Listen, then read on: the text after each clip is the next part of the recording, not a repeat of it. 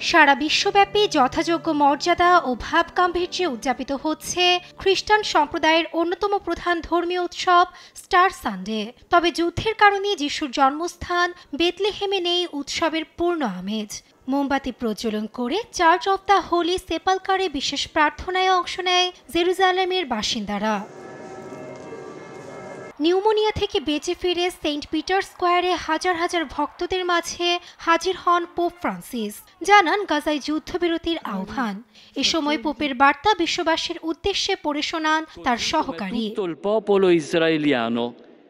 আমি ফিলিস্তিন ও ইসরায়েলের খ্রিস্টানদের দুর্দশার প্রতি এবং সমস্ত ইসরায়েলি ও ফিলিস্তিনি জনগণের প্রতি সহমর্মিতা জানাচ্ছি। বিশ্বজুড়ে ইহুদি বিদ্বেষের ঘটনা উদ্বেগজনক।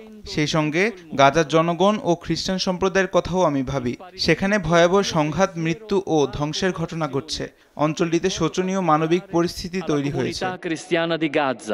অন্যদিকে ইসরায়েলি আগ্রাসনের ভেতরই রোববার সীমিত পরিসরে স্টার সানডে উদযাপন করে গাজার খ্রিস্টানরা। টানা দ্বিতীয় বছরের মতো কেবল প্রার্থনা অনুষ্ঠানের মধ্যে সীমাবদ্ধ রাখা হয় উদযাপন।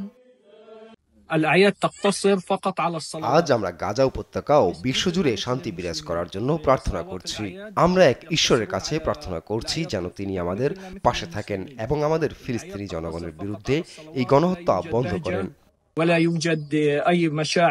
রোববার প্রথম প্রহরে মধ্য মস্কোর একটি প্রধান চার্চে বিশেষ প্রার্থনায় অংশ নেন রুশ প্রেসিডেন্ট ভ্লাদিমির পুতিনও।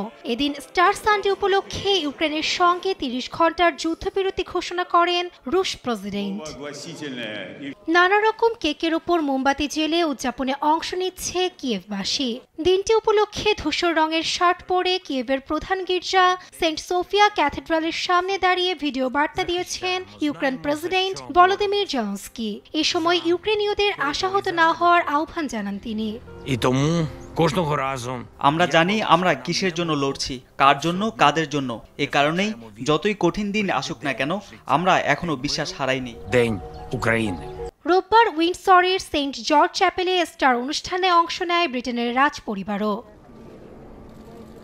প্রভু যিশুর পুনরুত্থানের আনন্দ ভাগাভাগি ও বিশ্ব শান্তির বার্তা দিয়ে ইরাক, সিরিয়া, উত্তর মেসিডোনিয়া, গ্রিস সহ বিশ্বের বহু প্রান্তে উদযাপিত হয় স্টার সানডে।